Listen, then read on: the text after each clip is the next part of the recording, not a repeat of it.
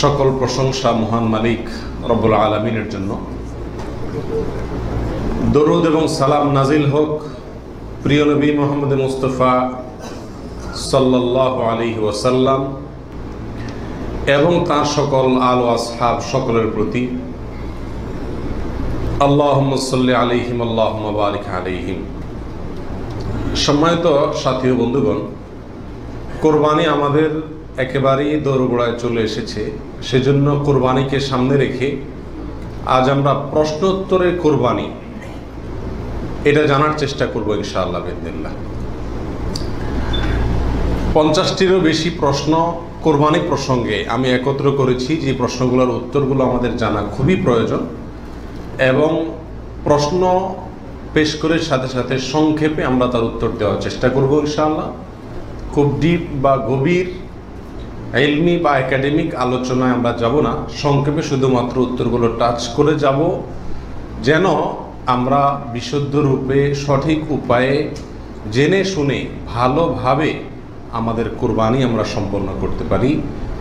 আল্লাহ তাআলা আমাদের সবাইকে আমাদের কোরবানিগুলোকে বিশুদ্ধ রূপে করার তৌফিক দান করুন। যে কোনো আমলের আগে ইলম শিখতে হয়, জানতে হয়। আমলের আগে ইলম জরুরি।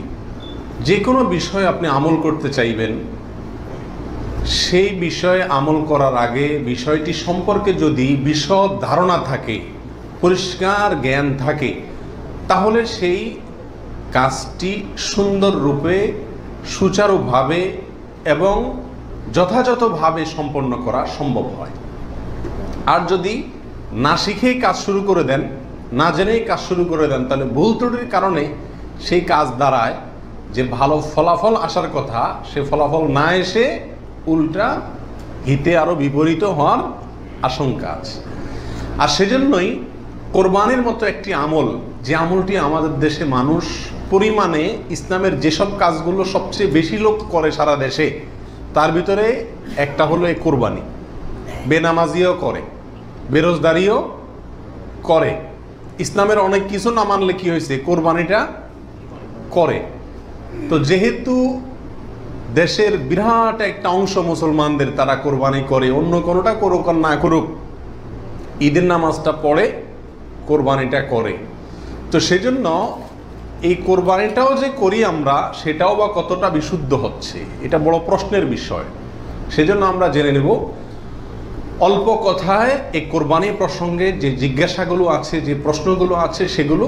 কারণ প্রশ্নের মাধ্যমে মানুষ কোনো কিছু শিখলে, সেটা সাধারণ আলোচনার মাধ্যমে শিখলে যতটা মনে থাকে তার চাইতে বেশি মনে থাকে।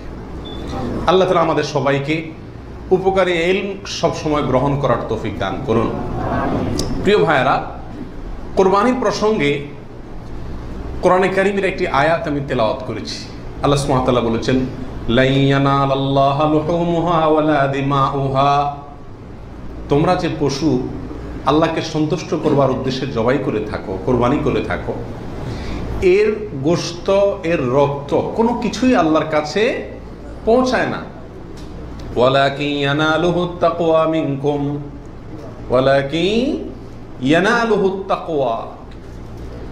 কিন্তু তোমাদের অন্তরে যে তাকওয়াটা আছে, কোন মানসিকতা নিয়ে, কোন উদ্দেশ্য নিয়ে, কেন তুমি কোরবানি করছো, কোরবানি করার সময় তোমার মনের ভেতরকার অবস্থাটা কি, সেটা কিন্তু আল্লাহর কাছে ঠিকই পৌঁছে যায়। গোশত রক্ত জমিনেই থেকে যায়, দুনিয়াতেই থেকে যায়, উপরে ওঠে শুধুমাত্র তোমার অন্তরের ইচ্ছাটা, বাসনাটা। এই জন্য কোরবানি করার আগে সবচেয়ে গুরুত্বপূর্ণ পয়েন্ট হলো নিয়তকে খালেস করে নেওয়া। কি করে নেওয়া ভাই? নিয়তকে খালেস করে নেওয়া। কোরবানি করার আগে একটু ব্রেক দিন, একটু দাঁড়ান, একটু থামুন। আপনি কোরবানি করতে যাচ্ছেন, একটু থামুন। কেন কোরবানি করছেন? নিজেকে নিজে প্রশ্ন করুন এবং এই প্রশ্নের উত্তর নিজেকে নিজে দিন। এরপরে নিজেই বিচার করতে পারবেন আপনার কোরবানির কোনো বিনিময় আদৌ আল্লাহর কাছে পাবেন নাকি কিছুই পাবেন না। সম্মানিত সাথী বন্ধুগণ, যত মানুষ আমাদের সমাজে কোরবানি করে, এই বিশাল জনগোষ্ঠীর সবচেয়ে বড় অংশ বলা যেতে পারে এই কোরবানিটা আমাদের জন্য আজ ফ্যাশনে পরিণত হয়েছে। এটার ইবাদত থাকে নাই, কারণ ইবাদত হয় সেই কাজ যে কাজ বান্দা আল্লাহকে খুশি করার জন্য করে। কোরবানিটা সবচেয়ে বেশি সংখ্যক মানুষ করে এর একটা কারণ এটাও যে কোরবানি এমন একটা ইবাদত যেটা নগদ লাভ নিজেই পায়, গোশতগুলা ফ্রেশ বাসায় উঠাইতে পারে, ঠিক না ঠিক? এই কারণে সমাজের বড় একটা অংশ কি করে? কোরবানি করে। আবার অনেকে কোরবানি করে নিজের নেতাগিরি জাহির করার জন্য, নেতা সাহেব, এমপি সাহেব, মন্ত্রী সাহেব, ব্যবসায়ী সাহেব, অমুক সাহেব, তমুক সাহেব, 10টা গরু, 5টা গরু, সবচেয়ে বড় গরু। এই যে একটা প্রতিযোগিতা, এই প্রতিযোগিতাটা মনে হচ্ছে ভালো কাজের প্রতিযোগিতা, আসলে এটা হলো এক ধরনের বড়াই, মাতবরির প্রতিযোগিতা, নিজের প্রভাব প্রতিপত্তি, নাম সুনাম এগুলোকে প্রতিষ্ঠিত করার প্রতিযোগিতা, যেটা কি প্রশংসনীয় নাকি নিন্দনীয়? নিন্দনীয়। এই জন্য ভাইরা আমার, কোরবানি করার আগে প্রথম একটু থেমে নিজেকে প্রশ্ন করতে হবে, আমি কেন কোরবানি করছি? আমি কি মানুষকে দেখাবার জন্য করছি না আল্লাহকে সন্তুষ্ট করার জন্য করছি? এই বিষয়টি নিজেকে নিজে প্রশ্ন করে এর ইতিবাচক এবং সঠিক উত্তর বের করে আনতে হবে, তারপরে কোরবানির দিকে পদক্ষেপ নিতে হবে। আল্লাহ তাআলা আমাদের সবাইকে বিশুদ্ধ রূপে সঠিকভাবে কোরবানি করার তৌফিক দান করুন। প্রিয় ভাইরা আমার, এবার আমরা চলে যাই প্রশ্ন উত্তরে সরাসরি। প্রথম প্রশ্ন হলো কোরবানি কি? কোরবানি এটি উর্দুতে ব্যবহার হয়ে থাকে ত্যাগের অর্থে। কোরবানি করা, যে কোনো কাজের জন্য কোরবানি করা মানে কি করা? ত্যাগ করা।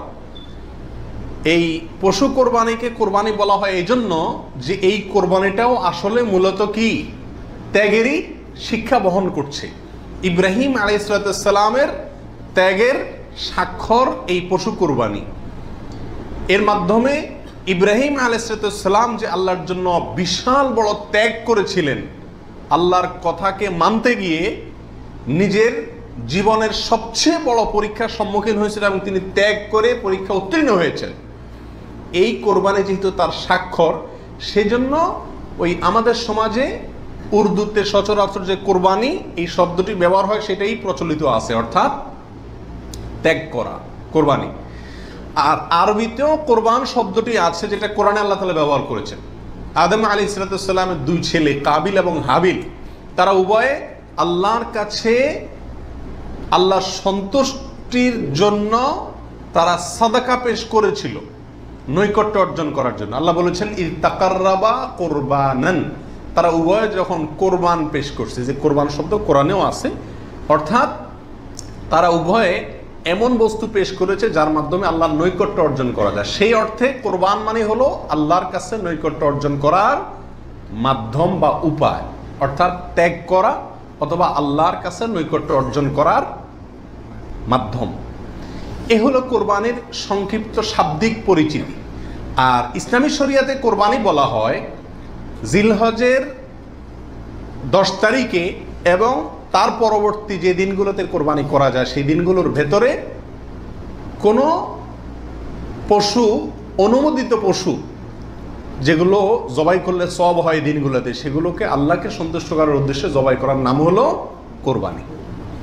এ হলো ইসলামী শরিয়ার পরিভাষায় কোরবানির মোটামুটি একটি সংজ্ঞা। দ্বিতীয় প্রশ্নে চলে যাই আমরা, কখন কিভাবে কোরবানি শুরু হয়েছিল? এই কোরবানি শুরু হয়েছিল সর্বপ্রথম ইব্রাহিম আলাইহিস সালামের মাধ্যমে। আল্লাহ সুবহানাহু ওয়া তাআলা ইব্রাহিম আলাইহিস সালামকে স্বপ্নের মাধ্যমে নির্দেশ করেছিলেন নিজের সন্তানকে জবাই করার জন্য। আর সন্তান জবাই করা, এই কঠিন নির্দেশটি আল্লাহ সুবহানাহু ওয়া তাআলা করেছেন ইব্রাহিম আলাইহিস সালামকে। তাকে আল্লাহ তাআলা যত কঠিন পরীক্ষা করেছিলেন, এত কঠিন পরীক্ষা তার আগে আর কোনো নবীর প্রতি আল্লাহর পক্ষ থেকে ছিল না। জীবনের পদে পদে পরীক্ষা, পরিবার সহ রেখে আসো মক্কায়, কেউ নাই সেখানে, কোনো আবাদি নাই, পাহাড়ি এলাকা, ছোট দুধের বাচ্চা সহকারে নিজের স্ত্রীকে রেখে চলে আসো। বাহ্যিকভাবে অযৌক্তিক নির্দেশ আল্লাহ সুবহানাহু ওয়া তাআলা, সেটাও তিনি মেনেছেন এবং পরীক্ষা পাশ করেছেন। আল্লাহ বলেছেন ওয়াইদ ইবতালা ইব্রাহিম রাব্বুহু বিকালিমাতিন ফাআতাম্মাহুন, প্রতিটা পরীক্ষা তিনি কি করেছেন? পাশ করেছেন। তো কোরবানির প্রেক্ষাপট হলো সংক্ষেপে এই অল্প কথায়, আল্লাহ সুবহানাহু ওয়া তাআলা ইব্রাহিম আলাইহিস সালামকে তার নিজের সন্তানকে আল্লাহ সন্তুষ্টির উদ্দেশ্যে জবাই করার জন্য, কোরবানি করার জন্য নির্দেশ করেছেন। আল্লাহ সুবহানাহু ওয়া তাআলা তার সন্তানের জবাই করতে আসলে চান নাই, আল্লাহ চাইছেন তার মনের পরীক্ষা নিতে, যে আল্লাহর নির্দেশ মানতে গিয়ে তার সর্বোচ্চ ত্যাগটাও তিনি করতে পারেন কিনা। তিনি আলহামদুলিল্লাহ পরীক্ষায় পাশ করেছেন, তিনি রাজি হয়েছেন, গেছেন, ছেলেও পাশ করছে, মায়েও পাশ করছে, ছেলের মাও রাজি, ছেলেও রাজি, বাপও রাজি। তো আল্লাহ সুবহানাহু ওয়া তাআলা গোটা পরিবারেরই পরীক্ষা নিয়েছেন বলা যেতে পারে, এবং সবাই পরীক্ষা কি করছে? পাশ করছে। জবাই করতে গেছেন, আল্লাহ সুবহানাহু ওয়া তাআলা ছেলে তো জবাই হতে দিবেন না, এটা তো ছিল একটা পরীক্ষা মাত্র। আল্লাহ সুবহানাহু ওয়া তাআলা সেখানে অন্য একটা পশু, দুম্বা বা এই জাতীয় কোনো পশু আল্লাহ সুবহানাহু ওয়া তাআলা দিয়ে দিলেন। অন্য একটা পশু ওই ছেলের জায়গা আল্লাহ তাআলা দিয়ে দিলেন, ছুরি উনি চালালেন, এরপরে দেখলেন যে ছেলে দাঁড়ায় আছে, পশু জবাই হয়েছে। এ হলো কোরবানির সূচনা, প্রথম পশু কোরবানি। আজকে আমরা যে কোরবানি করছি এর সূচনা ছিল এভাবে, কার মাধ্যমে? ইব্রাহিম আলাইহিস সালাতু ওয়াস সালামের মাধ্যমে। সেই কোরবানি আমাদেরকে কি শিক্ষা দেয় ভাই? সেই কোরবানি আমাদেরকে শিক্ষা দেয়, আল্লাহ সুবহানাহু ওয়া তাআলা যখন কোনো কাজের জন্য নির্দেশ করবেন, আল্লাহর গোলাম হিসাবে, আল্লাহর নুন খাই সেই হিসাবে নিঃশ্বাস গ্রহণ করছি, ছাড়ছি, প্রতি মুহূর্তে মুহূর্তে আল্লাহর নিয়ামতের সাগরে হাবুডুবু খাচ্ছি। আল্লাহই সৃষ্টি করেছেন, তার হাতেই জীবন মরণ সবকিছু। অতএব তার কোনো নির্দেশ, তার কোনো নিষেধ থাকলে সেটাকে মানতে গিয়ে পৃথিবীর যেই কোনো ধরনের ত্যাগের প্রয়োজন হয় সেটা করতে হবে।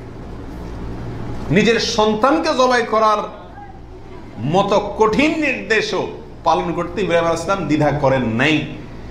আল্লাহ সুবহানাহু ওয়া তাআলা ঠিকই কি করছেন? তাকে এর মাধ্যমে তিনি পাশ করেছেন এবং আল্লাহ সুবহানাহু ওয়া তাআলা তার মর্যাদা সমুন্নত করেছেন। এ হলো কোরবানির মূল শিক্ষা। আল্লাহর নির্দেশ, সেটা যত কষ্টই হোক মানতে, সেটা মানার জন্য সব ধরনের ত্যাগ করতে প্রস্তুত থাকা, এটা হলো কি ভাই? কোরবানির শিক্ষা। আর ওখান থেকেই কোরবানিটা শুরু হয়েছে। এরপরে আল্লাহ সুবহানাহু ওয়া তাআলা সেটাকে পৃথিবীর মানুষের জন্য ওই স্মৃতিকে, ওই আদর্শকে রেখে দিয়েছেন। এখন আমরা পশু কোরবানি করছি, কিন্তু এটার শুরুতে কিন্তু পশু কোরবানি ছিল না। মূলত এটা শুরুতে ছিল নিজের সকল কামনা, বাসনা, ভালোবাসা সবকিছুকে আল্লাহর নির্দেশের সামনে কি করে দেওয়া? কোরবানি করে দেওয়া। এ হলো এই কোরবানির গোড়ার ইতিহাস। এখন কোরবানির খোলসটা আছে, ভেতরেরটা আর নাই। এখন শুধু পশুই কোরবানি করি আমরা, নিজের ভেতরকার পশুত্ব, আমিত্ব, মনের খাহেশ, প্রবৃত্তি, এটাকে আর কি করি না? জবাই করি না। আল্লাহ তাআলা আমাদের সবাইকে কোরবানির আসল যে ইতিহাস সেটা থেকে শিক্ষা গ্রহণ করে এমনভাবে কোরবানি করার তৌফিক দান করুন, যেই কোরবানি প্রকৃত অর্থেই কোরবানি হয়, যেই কোরবানি আমাদের জান্নাতে যাওয়ার কারণ হয়, মাধ্যম হয়, সেইভাবে কোরবানি করার এবং কোরবানির সেই ইতিহাস থেকে আল্লাহ তাআলা আমাদেরকে শিক্ষা গ্রহণ করার তৌফিক দান করুন। প্রিয় ভাইয়েরা, ৩ নম্বর প্রশ্ন হলো, কোরবানি কি জরুরি কোনো বিধান নাকি ঐচ্ছিক? অর্থাৎ কোরবানি কি সবার জন্য করা জরুরি, নাকি কোরবানি সুন্নাত, নফল, মুস্তাহাবে জাতীয় কোনো আমল? তো এ বিষয়ে বলবো যে এর ক্ষেত্রে ওলামা একরামের দুটি প্রসিদ্ধ মত আছে। ওলামা একরামের অনেকেই বলেন যে কোরবানি করা এটা সকলের জন্য জরুরি, যাদের সামর্থ্য আছে ঈদের দিন, কোরবানি ঈদের দিন অথবা পরবর্তী দিনগুলোতে যেগুলোতে কোরবানি করা যায়, এই সময়ের ভিতরে যার কাছে নেশা পরিমাণ টাকা আছে তার জন্য কোরবানি করা ওয়াজিব, জরুরি, বাধ্যতামূলক, না করলে গুনাহ হবে। এটা অনেক ওলামা একরামের মত। তাদের দলিল সংক্ষেপে শুধু দলিলগুলো হালকা হালকা টাচ করে যাই। মুসনাদে আহমদ, ইবনে মাজা, মুস্তাদরাকে হাকিম এবং আরো অনেক কিতাবে একটা হাদিস বর্ণিত হয়েছে, যে হাদিসকে মুহাদ্দিসিন ইকরাম সহিহ বলেছেন। আল্লামা আলবানী রাহিমাহুল্লাহ নিজে হাদিসে সহিহ বলেছেন। সেটা হলো এই, নবী সাল্লাল্লাহু আলাইহি ওয়াসাল্লাম বলেছেন, মান ওয়াজাদা সাআতান আন ইউদাহিয়া ওয়া লাম ইউদাহি ফালা ইয়াকরাবান্না মুসাল্লানা। অর্থাৎ যে ব্যক্তি কোরবানি করার সামর্থ্য তার আছে, সক্ষমতা আছে, সচ্ছলতা আছে, সেই ব্যক্তি যদি কোরবানি না করে সে যেন আমাদের ঈদগাহে ঈদের নামাজ পড়তে না আসে। কোরবানি করার ইচ্ছা না রাখলে সে যেন ঈদের নামাজ পড়তে না আসে। এটা কিন্তু একটা সতর্কবাণী। শরীয়তে এই ধরনের নির্দেশ সুন্নত নফলের ক্ষেত্রে করা হয় না, ফরজ ওয়াজিবের ক্ষেত্রেই সাধারণত করা হয়। এটা হলো যুক্তি। দ্বিতীয় দলিল হলো, এটাও মুস্তাদে আহমদে আসছে এবং হাফেজ ইবনে হাজার আল আসকালানী রাহিমাহুল্লাহ বিশ্ববিখ্যাত হাদিস ব্যাখ্যাতা, তিনি বলেছেন যে হাদিসটি বিশুদ্ধ। নবী রাসূলুল্লাহ সাল্লাল্লাহু আলাইহি ওয়াসাল্লাম বলেছেন, ইয়া আইয়ুহান নাস, হে লোক সকল, ইন্না আলা কুল্লি আহলি বাইতিন উদহাইয়াতুন ওয়া আতিরাতুন, নিশ্চয়ই প্রত্যেক পরিবারের লোকের উপরে, প্রত্যেক পরিবারের উপরে একটি করে কোরবানি এবং আতিরা, এটা ওয়াজিব। আতিরা হলো রজব মাসে যে পশুটি জবাই করা হয়, সেটা একসময় ওয়াজিব ছিল, পরে এটা রহিত হয়ে গেছে।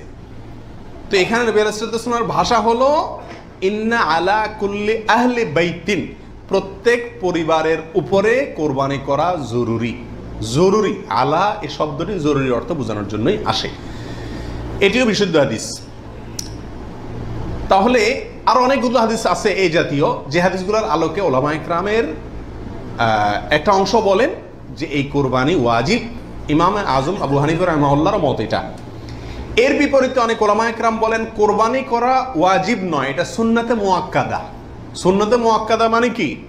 সুন্নাত কিন্তু খুবই গুরুত্বপূর্ণ সুন্নাত, বিনা কারণে এটা ছাড়া মাকরুহ, অপছন্দনীয়, ভালো কাজ নয়। সুন্নাতে মুআক্কাদা এবং ওয়াজিবের সাথে খুব বেশি তারতম্য নাই, কাছাকাছি গুরুত্বের বিচারে প্রায়। সাহাবীদের ভিতরে অনেক প্রসিদ্ধ সাহাবী, তারা কোরবানি করতেন না, ওয়াজিব মনে করবে মানুষ এই ভয়, এরকম কোন বর্ণনায় পাওয়া যায়। তারপরে কোনো বর্ণনা জানাবে এটাকে সুন্নাতু আবিকুম ইব্রাহিম এই জাতীয় শব্দ ব্যবহার করেছেন। তো এসব কারণে ওনারা সুন্নত বলেন, সুন্নতে মুআক্কাদা বলেন। যাই হোক, সর্বসাকুল্যে এই কোরবানি খুবই গুরুত্বপূর্ণ একটি বিধান, এটা হলো নিশ্চিত। ওয়াজিবের মতটা গ্রহণ করলে এর বেশি সতর্কতা হয় এবং ইখতিলাফ এবং মত পার্থক্যের ঊর্ধ্বে উঠা যায়, এবং অনেকগুলো বর্ণনা এর পক্ষে রয়েছে। 4 নম্বর প্রশ্ন হলো, কোরবানি কয়টা করতে হয়? এই প্রশ্নটা আজকাল এই জন্য করতে হচ্ছে যে এখন আমরা সমাজে কোরবানির সংখ্যা বাড়ানোর জন্য এক ধরনের প্রতিযোগিতা খেয়াল করতেছি। 3টা গরু, 5টা গরু, 7টা গরু, এমপি সাহেব, মন্ত্রী সাহেব, ব্যবসায়ী সাহেব, বিভিন্ন সাহেবরা করে কি করে না, এমনকি আমরাও একটা গরু, একটা ছাগল, কারণ কেউ গরুর গোশত পছন্দ করে, কেউ ছাগল গোশত পছন্দ করে ঘরে, যার কারণে দুইটাই দিতে হয়, অথবা গরুতে 1 ভাগ দিতে হয়, আবার আলাদা ছাগল দিতে হয়। এই যে কোরবানির সংখ্যা বাড়ানোর একটা প্রবণতা আছে, আসলে ইসলামী শরিয়া কি বলে? কোরবানির পশু বা কোরবানির সংখ্যা কতগুলো হওয়া জরুরি? তো এর উত্তর হলো যে কোরবানি মূলত একটি কোরবানি যথেষ্ট। একাধিক কোরবানি হওয়া এটা কি না? জরুরি না। নবী আলাইহিস সালাতু ওয়াস সালামের ব্যাপারে সুনানে তিরমিজিতে একটা হাদিস আসছে, যেটাকে ইমাম তিরমিজি হাসান বলেছেন, অন্যান্য উলামা ইকরাম অনেকে জয়ীফ বলেছেন। কিন্তু জয়ীফ বললেও ওই একই বিষয়ে আরো বিভিন্ন হাদিস আছে। সর্বসাকুল্যে উলামা ইকরামের বিষয়টা প্রমাণিত। সেটা হলো যে নবী আলাইহিস সালাম 10 বছর মদিনাতে বসবাস করেছেন হিজরতের পরে, এবং এই 10 বছরের প্রতি বছর তিনি কোরবানি করেছেন। প্রতি বছর তিনি কি করেছেন? এবং 2টি হৃষ্টপুষ্ট ভেড়া তিনি কোরবানি করেছেন, 2টি করেছেন। তিনি যদি চাইতেন সংখ্যা অনেক বাড়াইতে পারতেন, উট এবং আরো অনেক বড় বড় পশু দিয়ে কি করতে পারতেন? কোরবানি করতে পারতেন। কিন্তু 2টি ভেড়া কোরবানি করেছেন। তার একটি হলো তার নিজের এবং নিজের পরিবারের পক্ষ থেকে, আরেকটি তার গোটা উম্মতের পক্ষ থেকে, তাওহীদবাদী উম্মতের পক্ষ থেকে। তাহলে বোঝা গেল কোরবানির সংখ্যা বাড়ানোর ভিতরে খুব বেশি কল্যাণ নাই। হ্যাঁ, কেউ যদি কোনো এলাকাতে গরিব মানুষকে খাওয়ানোর উদ্দেশ্যে বেশি কোরবানি করে, নাম ফুটানোর উদ্দেশ্য না থাকে, তাহলে অবশ্যই সেই জন্য তিনি আল্লাহর কাছে কি পাবেন? আজর এবং সওয়াব পাবেন। 5 নম্বর প্রশ্ন হলো, কয়দিন পর্যন্ত কোরবানি করা যায়? কোরবানির সময়সীমা কতদিন? এর উত্তর হলো, এক্ষেত্রে ওলামা ইকরামের 2টি মত আছে। অনেক ওলামা ইকরামের মতে কোরবানি করা যায় ঈদের দিন, জিলহজের 10 তারিখ, আর 11 এবং 12 এই 3 দিন। এটা ইমাম আবু হানিফা রাহিমাহুল্লাহর মত। এর বিপরীতে অনেক উলামা ইকরামের মত হলো কোরবানি এটা 4 দিন পর্যন্ত করা যায়, কোরবানি ঈদের দিন এবং তারপরে আরো 3 দিন, 11, 12, 13।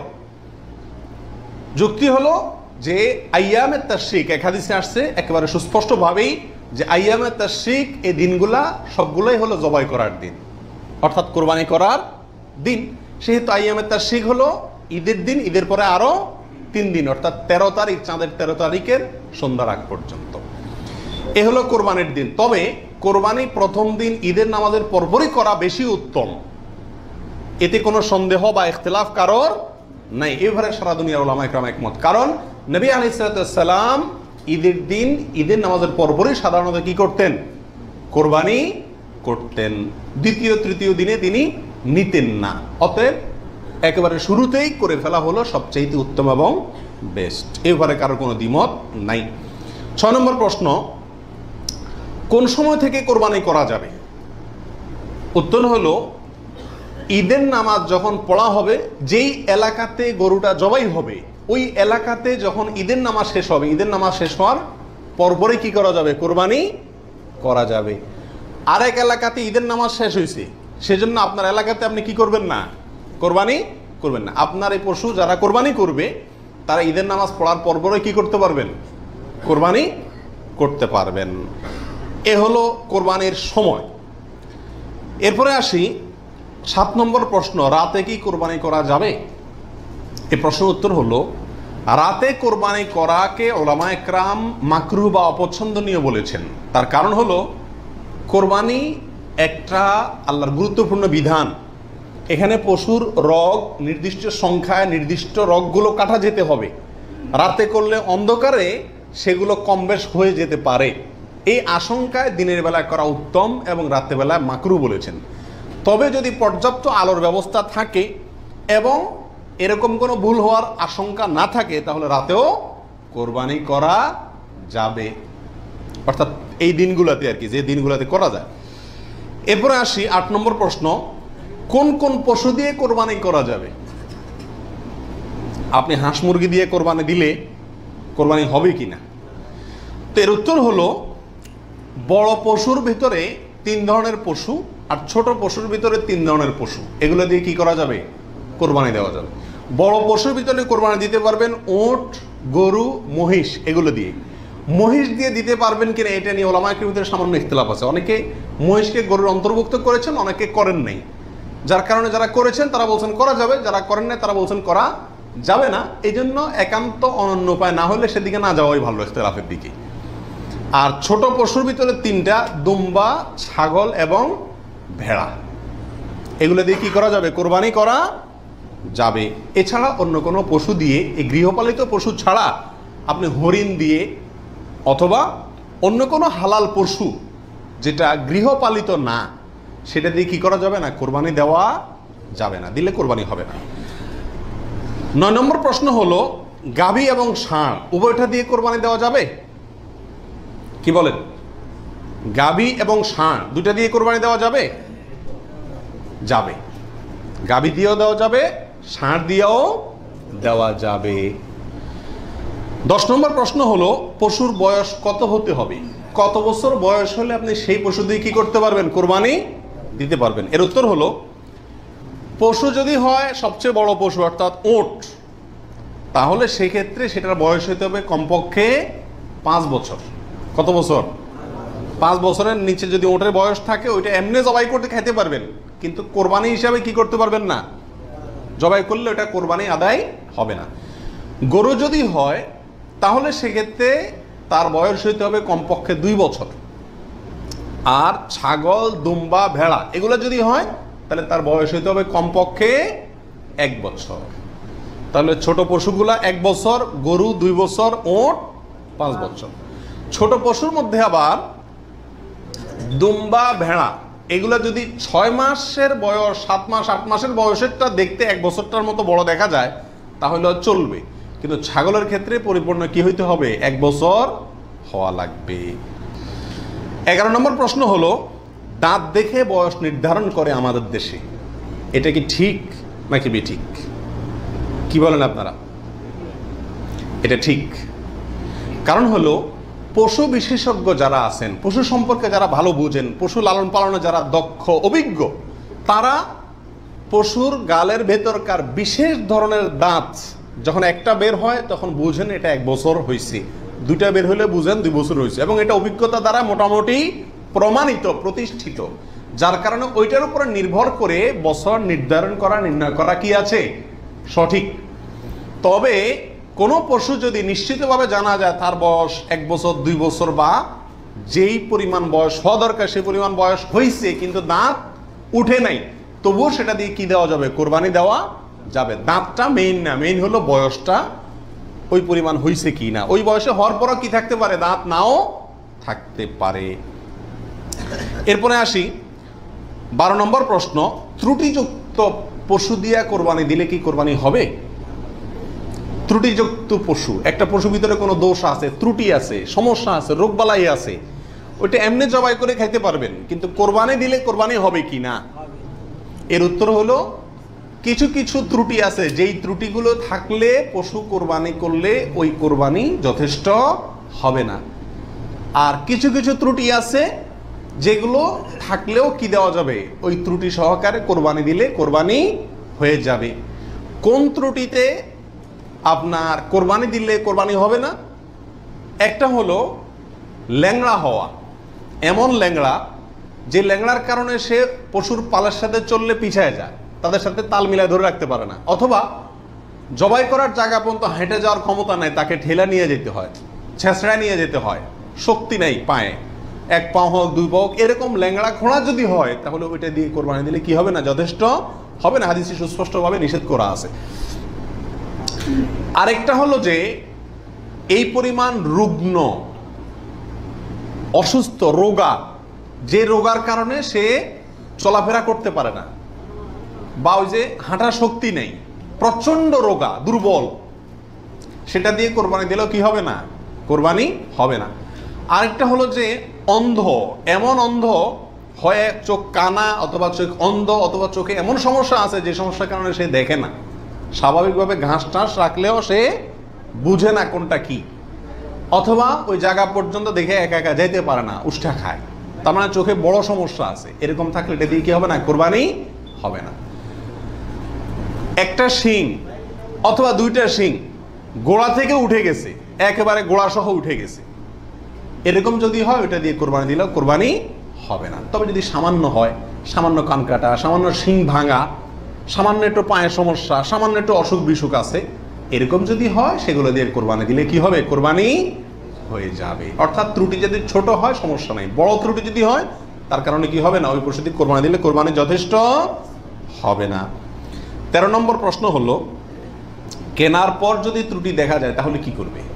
আপনি ভালো পশু কিনে নিয়ে আসলেন, কোরবানি করবেন, রেখে দিচ্ছেন, খাওয়াচ্ছেন, হঠাৎ করে দেখা গেল চোখের সমস্যা, যে কোনো কারণে পা ভেঙে গেছে, বড় ধরনের সমস্যা হয়েছে, তখন কি করবেন? উত্তর হলো, যদি আপনি গরিব মানুষ হন তাহলে সেক্ষেত্রে যেটা আছে ওইটাই জবাই করবেন, আর যদি আপনার সামর্থ্য থাকে তাহলে সেক্ষেত্রে আপনার ওইটার বদলে আরেকটা পশু কিনে সেটাকে কি করবেন, কোরবানি করবেন। এরপরে আসেন 14 নম্বর প্রশ্ন, কোরবানির দিন হাঁস মুরগি জবাই করা জায়েজ আছে কিনা? আমাদের দেশে অনেকেই গ্রামের দেশে বলেন যে কোরবানির দিনগুলোতে, ঈদের দিনে কি করা যায় না, হাঁস মুরগি জবাই করা যায় না। আসলে কতটা সঠিক? উত্তর হলো এটা সম্পূর্ণ ভিত্তিহীন, বানোয়াট কথা, এর কোনো গ্রহণযোগ্য ভিত্তি ইসলামী শরিয়াতে নাই। বরং কোরবানি ঈদের দিনে কেউ চাইলে হাঁস বা মোরগ কি করতে পারবে, জবাই করতে পারবে। তবে যদি এটাকে কোরবানির নিয়তে করে যে আমার তো গরু ছাগল দেওয়ার সামর্থ্য নাই, আমি মুরগি দিয়েই দিলাম কোরবানি, তাহলে সেক্ষেত্রে এই জবাই কি হবে না, জায়েজ হবে না, কারণ এই পশু দিয়ে কি হবে না, কোরবানি হবে না। এমনি গোশত খাওয়ার জন্য যদি জবাই করে তাহলে ঈদের দিনও জবাই করাতে কোনো সমস্যা নাই। 15 নম্বর প্রশ্ন হলো, কোরবানির পশু এটা দেখায় বেড়ানো, প্রদর্শন করে বেড়ানো, এটা কি জায়েজ আছে কিনা? আজকাল কোরবানির পশু কেনার পরে মহল্লাতে, গ্রামে, পাড়াতে, আশেপাশে একটা চক্কর মোটামুটি দেয় না? দেয় না?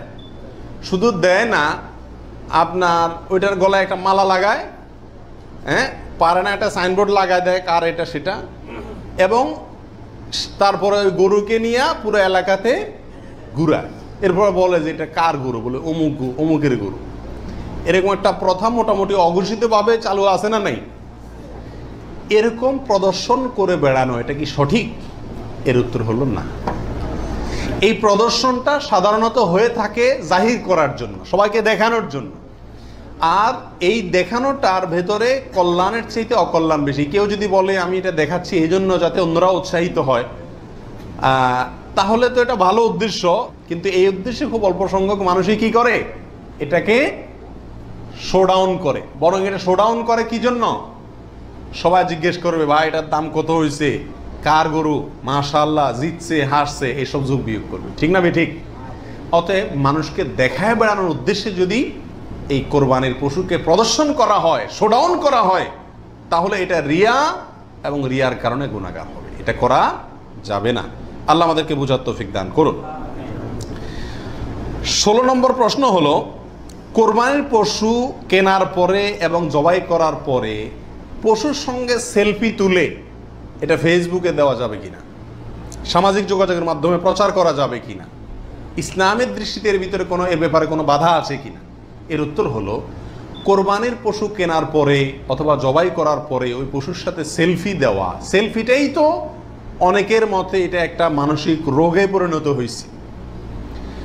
আর এই গরুকে কেনার পরে, ছাগল কেনার পরে তার সঙ্গে ছবি তুলে, সেলফি তুলে ওইটা ফেসবুকে বা সামাজিক যোগাযোগের মাধ্যমে প্রচার করা, এটা ইসলামী শরিয়ার দৃষ্টিতে খুবই গর্হিত এবং নিন্দনীয় একটি কাজ। বিশেষ করে এই জন্য যে প্রথমত বিনা প্রয়োজনে ছবিটা তোলা হচ্ছে, দ্বিতীয়ত হলো এর মাধ্যমে নিজে কি কোরবানি দিচ্ছে এটাকে কি করা হচ্ছে, জাহির করা হচ্ছে, প্রচার করা হচ্ছে। বাহবা কি আল্লাহর কাছ থেকে নিতে চান না মানুষের কাছ থেকে নিতে চান? আল্লাহর কাছ থেকে যদি নিতে চান তাহলে ওইটাকে প্রচার করে মানুষের কাছে লাইক কমেন্ট পাইলেন, সে আশায় এটাকে আপনার লাইক কমেন্টের ব্যবসায়, বিজনেসের পুঁজি হিসাবে খাটাইলেন। আল্লাহর কাছে তার বিনিময় পাওয়ার আশা করা বড় কঠিন। এজন্য এই গরুর সাথে সেলফি তোলা, বিশেষ করে জবাই করার পরে রক্ত সহকারে ছবি তোলা, এগুলো কোনো অবস্থাতেই ইসলামের শরিয়ার দৃষ্টিতে খুব একটা ভালো কাজ নয়। এগুলো থেকে আমাদের বিরত থাকা উচিত, মনে করা উচিত এটা একটা ইবাদত। এটা কি ইবাদত? ইবাদতের ক্ষেত্রে তামাশা বা যা মনে চাইলে তা করলাম, ফাইজলামতি করলাম, এর কোনো সুযোগ নাই। আল্লাহ আমাদেরকে বোঝার তৌফিক দান করুন। 17 নম্বর প্রশ্ন হলো, ভাগে কোরবানি দেওয়া যাবে কিনা? এটা একটা গুরুত্বপূর্ণ প্রশ্ন আজকালকার যুগে।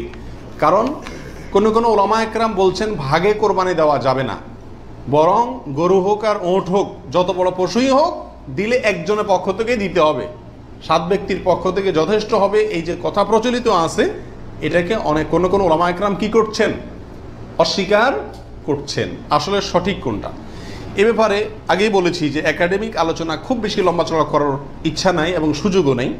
শুধু সংক্ষেপে এটুকু বলবো, সব যুগেই সবচাইতে বেশি সংখ্যক ওলামাদের মতে, বলা যায় প্রায় সবার মতে, সমস্ত ওলামা একরামের মতেই বলা যেতে পারে প্রায়, গরুর ক্ষেত্রে একটা গরু 7 জন ব্যক্তির পক্ষ থেকে কি হবে, কোরবানির জন্য যথেষ্ট হবে। এক্ষেত্রে বিচ্ছিন্নভাবে যে 2-1 আলেম বলছেন যে গরু হোক আর ওঁট হোক একজন থেকে হবে, 7 জন থেকে হবে না, তাদের যুক্তিগুলা খুবই ঠুনকো এবং খুবই দুর্বল। নবী আলাইহিসসালাম যে সফরে একাধিক ব্যক্তিকে কোরবানিতে অংশগ্রহণের সুযোগ দিয়েছিলেন, তারা বলেন যে ওটা সফরের জন্য নির্দিষ্ট, অথচ নবী আলাইহিসসালাম সেটা নির্দিষ্ট করেন নাই, এটা ওনারা নির্দিষ্ট করছেন। নবী আলাইহিসসালামের কোনো নির্দেশ সফরে হোক, হাজারে হোক, সফরের বাইরে হোক, যে কোনো নির্দেশ সাধারণত ব্যাপকভাবেই সবার জন্য সব সময়ের জন্য প্রযোজ্য হয় যদি কোরআন এবং সুন্নাহর কোনো বর্ণনা দ্বারা নবী আলাইহিসসালাম নিজে ওইটাকে নির্দিষ্ট না করে দেন। তিনি সফরে যদি কোনো নির্দেশ করেন, ওই সফরের বাইরের জন্য সেটা কার্যকর হবে কি হবে না? যদি কেউ সফরের জন্য নির্দিষ্ট করতে চায় তাহলে তার জন্য পৃথক দলিলের প্রয়োজন। বিধায় এটাই হলো বেশিরভাগ ওলামা একরামের মত। বিচ্ছিন্নভাবে কোনো আলেমের মত থাকতে পারে, কিন্তু সে 1-2 জন আলেমের কথা না শুনে সংখ্যাগরিষ্ঠ ওলামা একরামের মতের উপর আমল করবেন। গরুর ক্ষেত্রে 7 জনের পক্ষ থেকে যথেষ্ট হবে।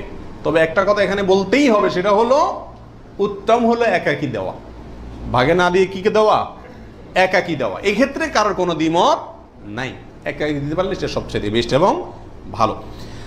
18 নম্বর প্রশ্ন হলো, পরিবারের সব সদস্য বা একাধিক সদস্য যদি সামর্থ্যবান হয় তাহলে সবাই দিবে, নাকি গোটা পরিবারের পক্ষ থেকে একজন দিলেই চলবে?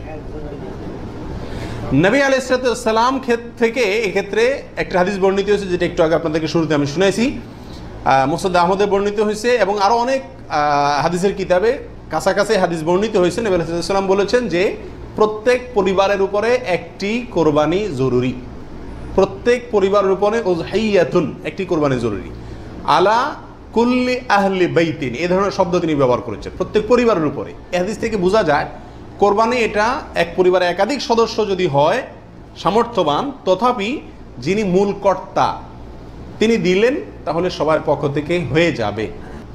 এর বিপরীতে ওলামায়ে কেরামের আরেকটি মত আছে, যেটা ইমাম আবু হানিফা রাহিমাহুল্লাহর মত, সেটা হলো কোরবানি পরিবারের একাধিক সদস্য যদি সবাই যদি সামর্থ্যবান হয় তাহলে প্রত্যেকের পক্ষ থেকে দিতে হবে। ওনার যুক্তি, উনি বলেন নবী আলাইহিস সালামের ওই হাদিস, যে হাদিসে তিনি বলেছেন যার সামর্থ্য আছে আর কোরবানি দেয় না সেজন্য ঈদগাহে না আসে। এখানে যার সামর্থ্য আছে প্রত্যেক ব্যক্তিকেই শামিল করে এই নির্দেশনা। বিষয়টা গবেষণামূলক, উভয় পক্ষেরই দলিল এবং যুক্তি আছে।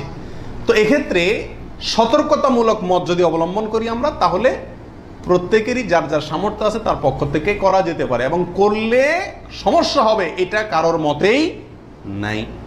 19 নম্বর প্রশ্ন হলো, 7 ভাগের নিচে হলে কোনো সমস্যা আছে কিনা গরুতে? একটা গরুতে ধরেন 5 জন মিলে দিলেন, 4 জন মিলে দিলেন, 3 জন মিলে দিলেন, 6 জন মিলে দিলেন, 7-এর নিচে হলো, এটা কি যথেষ্ট হবে না কোনো সমস্যা আছে? এর উত্তর হলো কোনো সমস্যা নাই। আমাদের দেশে অনেকে মনে করেন যে গরু দিলে 7 পুরা করতে হবে, এই জন্য যখন 7-এর সংখ্যা না পায় তখন এবার খুঁজে খুঁজে অনেক মৃত মানুষকেও যোগ করে, যেভাবে হোক কি করতে হবে, 7 পুরা করতে হবে। বিষয়টা এরকম না।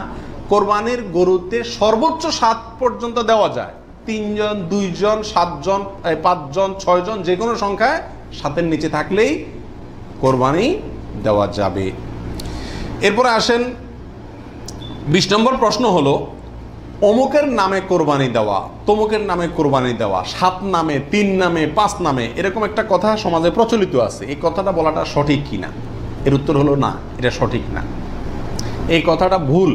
কিন্তু এই ভুলটা এমন ভুল না যে ভুলের কারণে বড় ধরনের গুনাহ হয়ে যাবে, কারণ এটা বলার ভুল, এভাবে বলাটা উচিত না। কারণ কোরবানি হবে মূলত আল্লাহ সুবহানাহু ওয়া তাআলার নামে, অতএব 5 নামে, 4 নামে, 3 নামে, 7 নামে কোরবানি হয় না। নাম শুধু একটাতেই হয়, সেটা হলো বিসমিল্লাহ, আল্লাহর নামে, ঠিক না বেঠিক? অতএব এই কথাটা বলার ভুল। এখানে বলতে হবে 7 জনের পক্ষ থেকে, 3 জনের পক্ষ থেকে, বা 3 শরিক, 5 শরিক, 5 শেয়ার, 5 ভাগ, এভাবে বলা যেতে পারে। কিন্তু বা অমুকের পক্ষ থেকে, তমুকের পক্ষ থেকে, এভাবে বলা যেতে পারে, কিন্তু অমুকের নামে, তমুকের নামে এভাবে বলাটা উচিত নয়। যদিও এখানে কেউ এই উদ্দেশ্যে বলে না যে আল্লাহর সাথে শরিক করে 3 জনের নামে দিচ্ছি, এরকম কেউ উদ্দেশ্য নেয় না, সেজন্য এটা কি হবে না, শিরকে পৌঁছাবে না। তারপর এভাবে না বলাই উচিত এবং উত্তম, নিরাপদ। 21 নম্বর প্রশ্ন হলো, নারী বুড়ি এটা অনেক সময় নিজেরা সাফ করতে কষ্ট হয় বা পারে না, তখন কাউকে দিয়ে সাফ করায়, সাফ করানোর পরে বলে সাফ করে দিবা, তুমি অর্ধেক নিবা, আমাদেরকে অর্ধেক দিবা। এরকম হয় কি হয় না?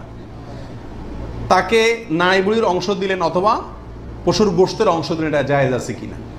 প্রাসঙ্গিকভাবে আরেকটি কথা প্রশ্ন চলে আসে, সেটা হলো যে কসাই যখন পশুকে বানায়, তো বানানোর পরে তাকে টাকার চাতে কিছু গোশত দেওয়া হয়, এবং অনেক সময় দেখা যায় যে বানানোর যে বাজার রেট, তার যে মজুরি, এটা তাইতে অনেক কমে রাজি হয়ে যায় কসাইরা। কেন? কারণ তারা জানে গোশত 5 কেজি দিলেই তো 2-2.5 হাজার টাকা এসে গেল, অতএব এক্ষেত্রে যদি আমাকে টাকা একটু কমও দেয় অসুবিধা নাই। এই ভুলটা ঘরে ঘরে হয়ে থাকে। কোরবানির পশু যারা বানায় সে কসাইদেরকে গোশত দেয় না, এমন মানুষ সারা বাংলাদেশে খুঁজে কয়জন পাওয়া যাবে আমার সন্দেহ আছে। কোরবানির মধ্যে সবচেয়ে বড় দাগের ভুলগুলোর ভিতরে এটা অন্যতম। এইভাবে যদি কেউ করে তাহলে এটা বড় ধরনের ভুল। কোরবানি হওয়া না হওয়া নিয়ে টান দিবে। নবী আলাইহিস সালাম পরিষ্কার ভাষায় বলেছেন যে তোমরা কসাইকে, জাজ্জারকে কোরবানির পশুর কোনো কিছু দিবা না, তাকে আলাদা টাকা দিবা, তার মজুরি যেটা সেটা দিবা। কেন তাকে পশুর কিছু দেওয়া যাবে না? এই জন্য দেওয়া যাবে না যে এই পশুটা আপনি জবাই করছেন কার জন্য? আল্লাহর জন্য। এটার মালিক কে? মূলত আল্লাহ। যেহেতু আল্লাহ খায়ও না পরেও না, আল্লাহর জন্য কিছু দিলে আল্লাহ বলেন আমার পক্ষ থেকে গরিবকে দিও। এটা হলো আল্লাহর সিস্টেম। কিন্তু কোরবানির ক্ষেত্রে শুধু ব্যতিক্রম, আল্লাহ বলেছেন ঠিক আছে আমার জন্য দিচ্ছ, সব কিছুই গরিবকে দিতে বলি, এটা তোমার খাইতে দিলাম আমি। আল্লাহ আমাকে কি করছেন? খাওয়ার সুযোগ দিচ্ছেন। এখন আমি যদি এটা বিক্রি করি বা কোনো কিছুর বিনিময়ে কাউকে দেই, তাহলে সেটা কি হবে না? জায়েজ হবে না। কোরবানির পশুর গোশত যদি আপনি জাজ্জারকে দেন, কসাইকে দেন, তাহলে কেমন জন্য আপনি তার পরিশ্রমের বিনিময়ে তাকে এই অংশটা তাকে বিনিময় হিসাবে দিলেন, পারিশ্রমিক হিসাবে দিলেন, তাহলে এটা বিক্রি করার মতো হয়ে গেল। এই জন্য কি হবে না? এটা জায়েজ হবে না। কসাইকে শুরুতে সাপ বলে দিতে হবে যে ভাই গোশত পাবা না, কত টাকা নিবা সাপ বলো, তুমি সে আশা করে বসে থাকিও না, 2 টাকা বেশি নাও, কিন্তু আমি তোমাকে গোশত টোস্ত বা কোনো কিছুই দেবো না। তবে হ্যাঁ, কসাই যদি আপনার প্রতিবেশী হয়, আপনার আত্মীয় হয়, অথবা অন্য গরিব মানুষ হয়, অন্য 10 জন গরিবকে যে পরিমাণ দিতেন তাকেও সে পরিমাণ দেন, তাহলে সমস্যা নেই, ওটা ঠিক আছে। কিন্তু অন্য গরিবদেরকে দেন আধা কেজি করে, তারা দেন 5 কেজি, সমস্যা আছে। কারণ 4.5 কেজি আপনি কেন দিলেন? তাকে কাটছে সেজন্য, এটা বিনিময় হয়ে যাচ্ছে, এই জন্য এটা করা যাবে না। অতএব নাড়ি বুড়িও যদি কেউ সাফ করে, তাকেও কি দেওয়া যাবে না? ওই নাড়ি বুড়ি সাফের বিনিময়ে নাড়ি বুড়ির অর্ধেক বা গরুর কোনো অংশ তাকে দেওয়া যাবে না। সাফ করলে সাফের বিনিময়ে তাকে ক্যাশ টাকা দিয়ে দিবেন। কথা বুঝতে পারছি? নাড়ি বুড়ি যদি দিতে হয় তাহলে গরিব মানুষ হিসাবে দিলেন, সেটা ভিন্ন কথা। কিন্তু এজ এ তার কাজ পারিশ্রমিক হিসাবে কি করতে পারবেন না? দিতে পারবেন না। এটা বহুলের ভিতরে একটা, এবং এটা প্রচুর পরিমাণে মানুষকে সচেতন করা দরকার ব্যাপারে। 22 নম্বর প্রশ্ন হলো, কোরবানির ভাগিদারদের মধ্যে কারো ইনকাম হারাম অথবা উদ্দেশ্য অসৎ, গোশত খাওয়ার উদ্দেশ্য আছে না নেই? কোরবানি না দিলে ছেলে মেয়েগুলা কার দিকে চেয়ে থাকবে, কোরবানি না দিলে নতুন আত্মীয় তারা কি বলবে, ব্যয়ের বাড়িতে রান কেমনে পাঠাবো, এরকম অনেক উদ্দেশ্য থাকে কি থাকে না? সারা জীবন দিয়ে আসছি, এবছর না দিলে সমাজে মুখ থাকে না, মানুষ কি বলবে, এই মানসিকতা নিয়ে কোরবানি অনেকে দেন না? এরকম যদি কেউ আপনার ভাগিদারদের মধ্যে, অংশীদারদের মধ্যে থাকে, অথবা কেউ যদি কোরবানি করে তার ইনকাম হারাম, আর সে হারাম ইনকাম থেকেই দেয়, অনেকের হারামও আছে হালালও আছে, সুদও খায় ঘুষও খায়, আবার বেতনও আছে হালাল, তাহলে সেটা ভিন্ন। একজনে কোরবানির পশুতে হারাম ইনকাম ইনভেস্ট করছে আপনি জানেন, অথবা তার উদ্দেশ্য অসৎ, তাহলে এই পশুতে আপনি এবং আরো যে কয়জন অংশগ্রহণ করবে কারোর কোরবানি হবে না। এই জন্য অংশীদার এবং কোরবানির ভাগই নেওয়ার ক্ষেত্রে বহু হিসাব নিকাশ করে নিতে হবে। যে ব্যক্তি গোশতের ধান্দায় বা অন্য কোনো ধান্দায় করে তাকে ভাগিদার নেওয়া যাবে না। কথা বুঝে আসছে?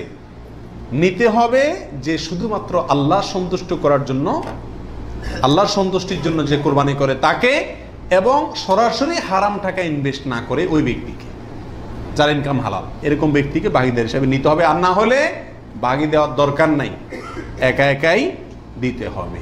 আল্লাহ তৌফিক দান করুন। 23 নম্বর হলো, রাসূল করিম সাল্লাল্লাহু আলাইহি সাল্লামের পক্ষ থেকে কোরবানি দেওয়া যাবে কিনা। আমাদের দেশে প্রচুর পরিমাণে মানুষ রাসূল করিম সাল্লাল্লাহু আলাইহি সাল্লামের পক্ষ থেকে কি দেয়? কোরবানি দিয়ে থাকে। এর উত্তর হলো, রাসূল আকরাম সাল্লাল্লাহু আলাইহি সাল্লামের নামে উম্মত হিসাবে আপনি তার পক্ষ থেকে কোরবানি দিতে পারবেন। নবী আলাইহিস সালাম নিজেও কোরবানি দিয়েছেন তার উম্মতদের পক্ষ থেকে। তবে মৃত ব্যক্তির নামে কোরবানি দেওয়ার ক্ষেত্রে জীবিত ব্যক্তির সাথে মিশিয়ে দেওয়া, মিক্স করে দেওয়া, জীবিত ব্যক্তির সাথে অধীনস্থ করে মৃত ব্যক্তির নাম যোগ করা বা তার পক্ষ থেকে দেওয়া, এটা হলো সবচেয়ে ঝামেলা মুক্ত এবং মতপার্থক্যের ঊর্ধ্বে উঠা। কথা বুঝতে পারছি? শুধুমাত্র মৃত ব্যক্তির নামে স্বতন্ত্র কোরবানি না দিয়ে জীবিত ব্যক্তির নিজের নামের সঙ্গে মৃত ব্যক্তিকে যুক্ত করে দিলেন, এই মতটাই হলো সবচাইতে সতর্কতামূলক মত এক্ষেত্রে মৃত মানুষের পক্ষ থেকে কোরবানি দেওয়ার ক্ষেত্রে।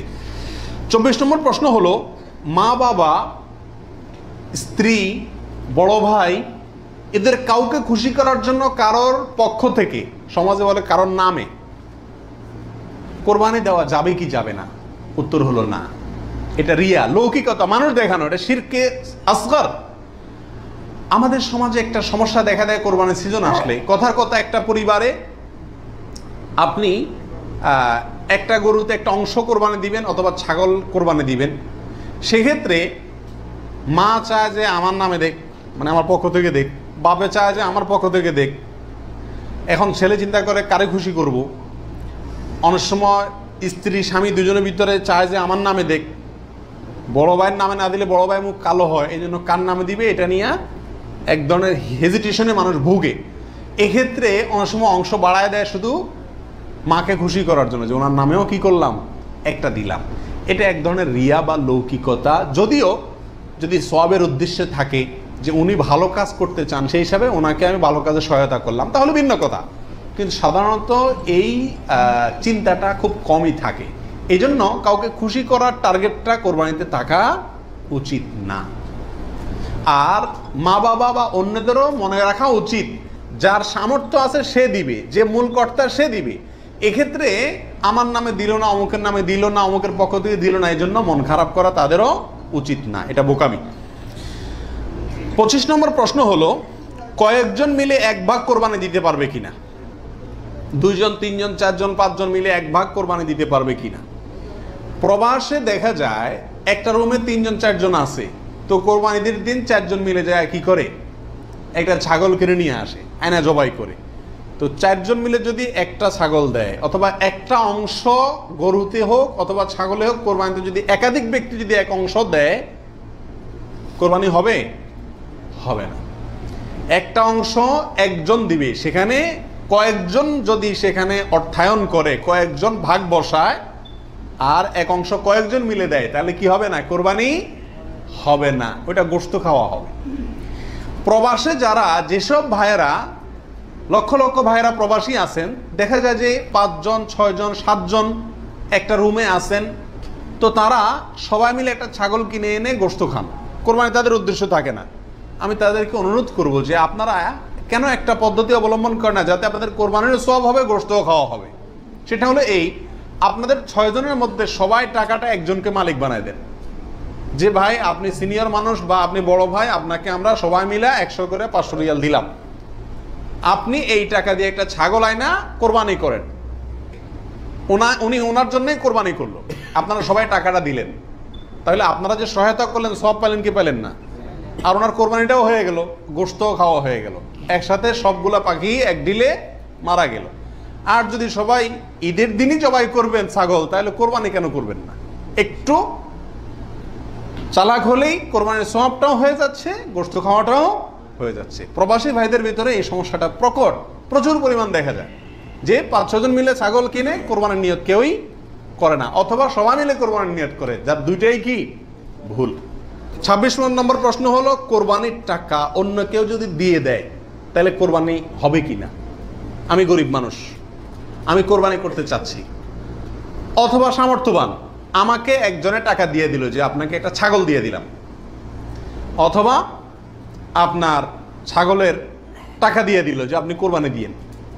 আমার পক্ষ থেকেই কোরবানি দেওয়ার জন্য কেউ আমাকে টাকা দিয়ে সহায়তা করলো, হেল্প করলো, এতে আমার কোরবানি দিলে কোরবানি হবে কি হবে না? কি বলেন আপনারা? হবে। যদি কেউ টাকা দিয়ে আপনাকে কোরবানির জন্য সহায়তা করে, ছাগল কিনে দিল, গরু কিনে দিল, কোরবানির অংশের টাকা দিয়ে দিল, আপনার পক্ষ থেকে কোরবানি দেওয়ার জন্যই আপনাকে টাকা দিছি, তার টাকা দিয়ে আপনি নিজে কোরবানি দিলেন নিজের পক্ষ থেকে, এটাতে কোনো অসুবিধা নাই। যে কোনো অর্থনৈতিক ইবাদতে অর্থটা যদি দ্বিতীয় পক্ষ দিয়ে দেয়, অন্য কেউ দিয়ে দেয়, এবং তার টাকা দিয়ে আপনি ইবাদতটা করেন, তাহলে জায়েজ আছে। যেমন আপনি হজ করবেন, আপনি ওমরা করবেন, আপনাকে হজের টাকাটা আমি দিয়ে দিলাম, আপনি হজ করবেন, আমি দিয়ে দিলাম, আমি এটা আমার পক্ষ থেকে করার জন্য দেই না, আপনার হজ আপনি করেন, আমি টাকা দিয়ে দিলাম, হেল্প করলাম আপনাকে, অথবা কিছু হেল্প করলাম, এটাতে কোনো অসুবিধা নাই। ওমরার ক্ষেত্রেও নাই, ঠিক কোরবানির ক্ষেত্রেও অন্য কেউ টাকা দিলেও আপনার পক্ষ থেকে কোরবানি করার জন্য যদি অর্থায়ন করে বা সহায়তা করে বা টাকা দেয়, সেই টাকা দিয়ে আপনি কোরবানি দিলে কি হবে? আপনার কোরবানি হয়ে যাবে। 27 নম্বর প্রশ্ন হলো, লোন করে কোরবানি করা যাবে কিনা, হাওলাত করে ঋণ করে কোরবানি করা যাবে কিনা? এর উত্তর হলো যাবে, যদি সেই ঋণের টাকাটা দেওয়ার মতো ব্যবস্থা বা ইচ্ছা, সদিচ্ছা থাকে, তাহলে ঋণ করেও কি দেওয়া যাবে? ঋণ করে ভালো কাজ করা যায়। 28 নম্বর প্রশ্ন হলো, ঋণগ্রস্ত ব্যক্তির জন্য কোরবানি দেওয়া উত্তম নাকি ঋণ দেওয়া উত্তম? উত্তর হলো ঋণ দেওয়া উত্তম, কারণ কোরবানির চাইতে তার জন্য ঋণের গুরুত্ব বেশি। সে যদি ঋণগ্রস্ত হয়, তার জন্য কোরবানি ইসলামী শরীয়তে তার জন্য কোরবানি না, তার জন্য ঋণ দেওয়া জরুরি। সে ঋণ পরিশোধ করবে, এরপরে টাকা থাকলে কোরবানি দিবে, না থাকলে কোরবানি দিবে না। কিন্তু আমাদের আজকাল অবস্থা হলো, ঋণ থাকলেও আমরা কোরবানি দিই, কারণ না দিলে মুখ রক্ষা হয় না, ছেলে মেয়ে কার দিকে চেয়ে থাকবে, গোশত কোত্থেকে খাবে। অতএব এগুলা কোরবানি না, এগুলা নিছক গোশত খাওয়া এবং ফুর্তি। 29 নম্বর প্রশ্ন হলো, হাজি সাহেবদের জন্য দেশে কোরবানি করা জরুরি কিনা? যারা হজ করতে আসছেন, তারা দেশে তাদের পক্ষ থেকে কোরবানি দিতে হবে কিনা? উত্তর হলো না। হাজি সাহেবরা যারা আসছেন, তারা হজ করতে এসে হজের পরে তারা দমের শকর দিচ্ছেন, শুকরিয়া স্বরূপ যে দম দিচ্ছেন, যেটাকে আমরা কোরবানি বলি, এখানে দিচ্ছেন, তাদের জন্য দেশে তাদের পক্ষ থেকে আর কোরবানি দেওয়া কিনা জরুরি না। তাছাড়া তারা মুসাফির অবস্থায় মুসাফির ব্যক্তির জন্য কি দিতে হয় না? কোরবানি দিতে হয় না। 30 নম্বর প্রশ্ন হলো, বিয়ের অলিমার গোশত সংগ্রহের জন্য কোরবানি করা জায়েজ আছে কিনা?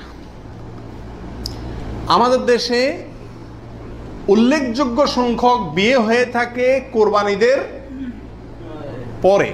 আপনারা খেয়াল করবেন, আগদ হয়তো আগে পরে হয়, খাওয়ান দাওয়ানের অনুষ্ঠান হয় কোরবানিদের পরে। আল্লাহ মাফ করুক, কোরবানির সময় তো গরু একটা এমনি জবাই করা লাগে, তো ওই সময় যদি অলিমার অনুষ্ঠানটা বা বৌভাতের অনুষ্ঠানটা করা যায়, তাহলে তো ওই গোশত দিয়েই সারা যায়, গোশতের টাকাটা বেঁচে যায়। যদি কারোর এরকম উদ্দেশ্য থাকে, তাহলে সেক্ষেত্রে তার কোরবানি হবে না। আর যদি কেউ মনে করে যে না, ঈদের পরে সবাইকে পাইতে সুবিধা হয়, সেজন্য ওই টাইমটাতে করতেছি, অথবা আপনার কোরবানি করলাম, অলিমার জন্য আলাদা গরু জবাই করলাম, অথবা আপনার কোরবানির গোশত অলিমার জন্য করি না, আমি অলিমা করলেও একটা গরু দেই, অন্য বছর না থাকলেও একটা গরু আল্লাহর জন্য দেই, এরকম যদি কেউ থাকে, তাহলে তার জন্য জায়েজ আছে। আর তা না হলে এই কোরবানির গোশত দিয়ে অলিমা সারা, অনুষ্ঠান সারা, এটা যদি ওই উদ্দেশ্যে করে, তাহলে সেক্ষেত্রে এটা কোরবানি হবে না, বরং এটা এক ধরনের তামাশা হবে কোরবানির নামে।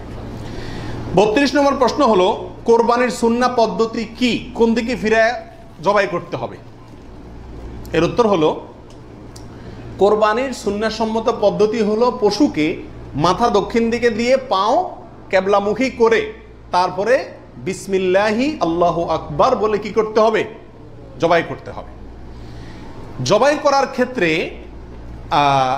সাধারণত পশুর কানকে গলার দিকে টেনে ধরলে যে জায়গায় এসে কান থামে, ওই জায়গা বরাবর যদি ছুরি চালানো হয়, তাহলে খুব দ্রুত পশুর জবাই হয়ে যায়, কষ্ট কম হয়, হাঁডি টাডির উপরে যায় না সাধারণত। বাকি এই জায়গাটা ধরে যেখানে হাড্ডি নেয় সেখানে ছুরি চালানো এবং পশ্চিম দিকে ফিরিয়ে দক্ষিণমুখী করে করা। যদি কেউ অন্য কোনো দিকে ফিরে করে ফেলে, তাহলেও তার কোরবানি হয়ে যাবে, কিন্তু এটা সুন্নাহর খেলাফ হলো।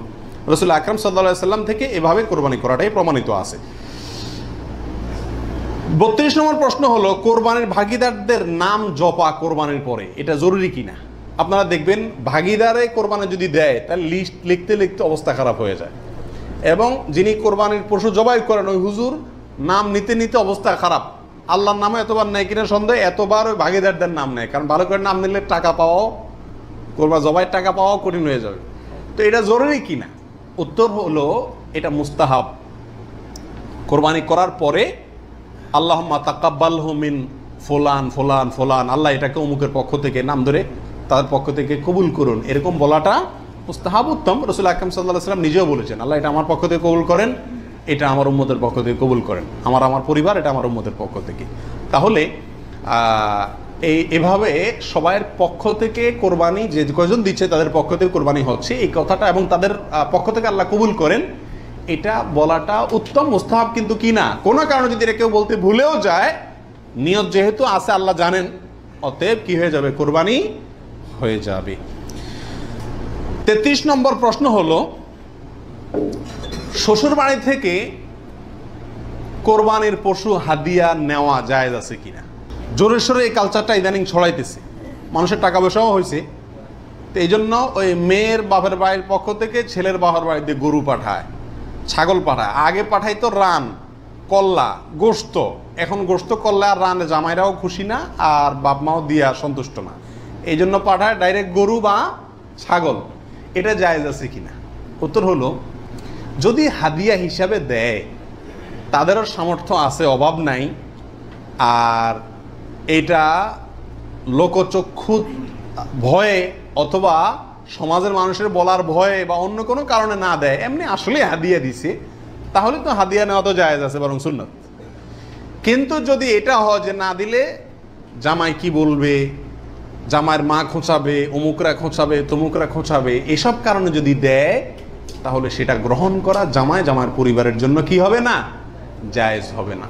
এবং এটা খুবই বাজে একটা কালচার। উচিত তো হলো জামাই বাবা জিয়ে শাশুড়ির জন্য, শ্বশুরবাড়ির জন্য গরু ছাগল পাঠানো, এটা হলো উচিত। কারণ তারা সারা জীবন এই মেয়েটাকে বড় করে লাখ লাখ টাকা ইনভেস্ট করে মানুষ করে আমাকে দিয়ে দিছে। আমি বছরে বছরে একবার করে তাদের একটা গরু ছাগল দিতে পারলে ভালো হয়। খবরদার আবার শ্বশুরবাড়িতে দিলেন, বাহর বাড়িতে কিছুই দিলেন না। অনেকে আছে শ্বশুরবাড়ির অন্ধ, আবার সেটাও আবার সঠিক না। ব্যালেন্স রাখতে হবে। আল্লাহ তৌফিক দান করুন। 35 নম্বর প্রশ্ন হলো, বৈদ্যুতিক মেশিনে জবাই করা জায়েজ আছে কিনা?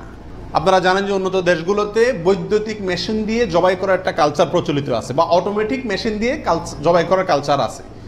এটা দিয়ে জবাই করলে জবাই হবে কিনা? উত্তর হলো, পশু জবাই হওয়ার জন্য শর্ত হলো পশুর নির্দিষ্ট কয়েকটা রগ আছে, রগগুলা কাটা যেতে হবে এবং রক্ত প্রবাহিত হইতে হবে। যদি কোনো বৈদ্যুতিক শক ইত্যাদির মাধ্যমে পশুকে দুর্বল করে ফেলা হয়, যে দুর্বল করার পর অনেক সময় বাঁচে কিনা এটাই সন্দেহ হয়, এরপরে ছুরি চালানো হয়, তাহলে ওই পশু দিয়ে কোরবানি করা জায়েজ হবে না। কারণ যদি দুর্বল বানায় তাকে কি করা হচ্ছে? জবাই করা হচ্ছে, বিধায় এটা জায়েজ নাই। আর যদি ছুরি দিয়ে করা হয় এবং মানুষের হাত না লাগে এবং বিসমিল্লাহ বলা হয়, মুসলমানে সুইচ চালায়, তাহলে সেক্ষেত্রে ছুরি দিয়ে যদি জবাই হয়, কাটা যায়, তাতে কি হবে? কোরবানি হয়ে যাবে ইনশাআল্লাহ, এবং জবাই বিশুদ্ধ হবে। 35 নম্বর প্রশ্ন হলো, জবাইয়ের সময় বিসমিল্লাহ বলতে যদি কেউ ভুলে যায়, তাহলে কি করবে? এর উত্তর হলো, নিজের পশু তো নিজে জবাই করা উত্তম। যারা প্রফেশনাল জবাই করেন মৌলভী সাহেবরা, তারা তো ভুলের কথা নয়, কারণ তাদের অভ্যাসই আছে। নিজেরটা নিজে করতে গেলে ডরে ভয়ে ভুলেও যেতে পারে। যদি কেউ ভুলে যান, ভয়ের কোনো কারণ নাই। মুসলমান যদি ভুলেও যায়, তবুও সেই পশু হালাল হবে, খাওয়া হারাম হবে না। ইচ্ছাকৃত যদি কেউ বিসমিল্লাহ না বলে, সেটা ভিন্ন কথা, সেটা সমস্যা আছে। কিন্তু ভুলে যদি বিসমিল্লাহ না বলে, তাতে পশু হালালই থাকবে, হারাম হবে না ইনশাআল্লাহ। 36 নম্বর প্রশ্ন হলো, কোরবানিকারীকে কি চুল, নখ ইত্যাদি কাটা থেকে বিরত থাকতে হবে? উত্তর হলো হ্যাঁ। নবী রাসূলুল্লাহ সাল্লাল্লাহু আলাইহি ওয়াসাল্লাম বলেছেন, মান আরাদা আন ইউদাহিয়া, যে ব্যক্তি কোরবানি করার ইচ্ছা রাখে, পোষণ করে, ফালা ইয়াখুজ মিন শা'রিহি ওয়া আযফারি শাইআ, সেই জন্য তার নখ, চুল ইত্যাদি কোনো কিছুতে হাত না দেয়। কোরবানির ঈদের 10 দিন আগে, চাঁদ যেদিন উঠবে ওই দিন থেকে নিয়ে ঈদের দিন পর্যন্ত এগুলো করা যাবে না। কি করা যাবে না? চুল, নখ ইত্যাদি কাটা যাবে না, কাটবে না কোরবানিকারী ব্যক্তি। কোরবানি দেওয়ার পরে চুল, নখ ইত্যাদি কাটবে, এটা খেয়াল রাখা উচিত। 37 নম্বর প্রশ্ন হলো, কোরবানিকারী ব্যক্তি এই 10 দিন দাড়ি শেভ করতে পারবে কিনা? জটিল একটা প্রশ্ন। কোরবানি করবেন, বাকাওয়াতি করবেন, খুব ভালো কথা, জায়গায় এসে ধরা গেছেন, দাড়ি শেভ করতে পারবেন কিনা? উত্তর হলো না। দাড়ি তো কোরবানি করলেও শেভ করা যাবে না, না করলেও শেভ করা যাবে না, এটা তো সর্বাবস্থায় চাঁচা হারাম। সেক্ষেত্রে কোরবানির এই সিজনগুলোতে এসে গুরুত্বটা আরো বাড়ে। একে তো এমনি হারাম, আবার কোরবানি করছেন, সেজন্য নবী সাল্লাল্লাহু আলাইহি ওয়াসাল্লাম বলছেন আপনি যেন না ধরেন, এগুলোতে হাত না দেন। তাহলে কোরবানি করার যদি ইচ্ছা থাকে, আল্লাহকে সন্তুষ্ট করতে আসলেই মনে চান, তাহলে এই 10 দিন দাঁড়িয়ে কি করতে পারবেন না? শেভ দিতে পারবেন না। খোঁচা খোঁচা দাড়ি নিয়েই কি করতে হবে? মসজিদে যেতে হবে। কোরবানি দেওয়া শেষ, এবার কি করতে পারবেন? দাড়ি শেভ করতে পারবেন না, তাও যাবে না। আল্লাহ আমাদের বোঝার তৌফিক দান করুন। 38 নম্বর হলো, কোরবানির গোশত দিয়ে দিনের প্রথম খানা খেতে হয়, এই কথাটা কতটুকু সঠিক? উত্তর হলো পুরাই সঠিক। রাসূল আকরাম সাল্লাল্লাহু আলাইহি সাল্লাম থেকে বর্ণিত হয়েছে যে তিনি ঈদুল আজহাতে ঈদুল ফিতরের ব্যতিক্রম করতেন। ঈদুল ফিতরে কিছু একটা মিষ্টি খেয়ে খেজুর টেজুর খেয়ে তারপরে ঈদগাহে যেতেন, আর ঈদুল আজহাতে সারাদিন কিছু খেতেন না, কোরবানির পশুর গোশত দিয়ে প্রথম খানা খেতেন দিনের। অতএব আপনি গরু দেন, ছাগল দেন, যেটা দিয়ে কোরবানি করেন, দিনের প্রথম খানা কি দিয়ে হওয়া উত্তম? ওই গোশত দিয়ে হওয়া উচিত। গোশতটা তো আল্লাহকে দিয়ে দিয়েছেন, আল্লাহর নামে জবাই করছেন, আল্লাহ আপনাকে হাদিয়া দিয়েছেন। এই জন্য আল্লাহর হাদিয়ার আগে একটু পেটটা খালি রাখেন, আকর্ষণ করে খান, তাহলে ইনশাআল্লাহ সেটা আপনার জন্য, আপনার আল্লাহর হাদিয়াকে আপনি মূল্যায়ন করলেন, সেটা প্রমাণ হবে। 39 নম্বর প্রশ্ন হলো, পশুর রক্তে নাকি আরোগ্য আছে, কোরবানির পশুর রক্তে।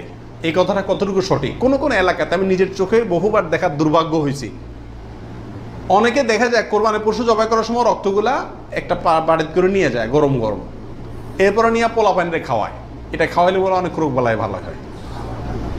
বুঝাচ্ছে কথা? এটা সম্পূর্ণ কুসংস্কার।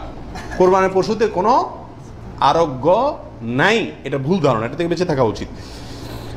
40 নম্বর প্রশ্ন হলো, পশুর জান যাওয়ার আগে কি চামড়া ছিলা জায়েজ আছে? উত্তর হলো না, কঠোরভাবে নিষেধ।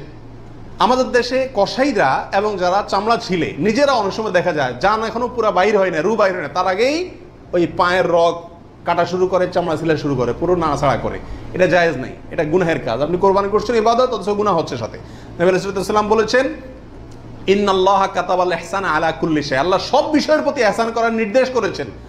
অতএব ফাইদা কাতালতুম ফাআহসিনুল কিতলাতা ওয়া ইযা যাবাহতুম ফাআহসিনুজ যাবিহাতা, তোমরা যখন কোনো পশুকে জবাই করবে তখন এই পশুর প্রতি রহম করিও, ভালো করে ধারটা দিয়ে নিবে। নবী সাল্লাল্লাহু আলাইহি ওয়াসাল্লাম বলছেন, যাতে করে তার রূহ বের হইতে কষ্ট না হয়। সেখানে জীবিত অবস্থায় এখনো মরে নাই, আপনি চামড়া ছিলা শুরু করে দিলেন, এটা খুবই অন্যায় এবং জুলুম। কোনো পশু কষাই যদি করে তাকে থামাই দিবেন যে রূহ যেতে দাও, তারপরে হাত দাও।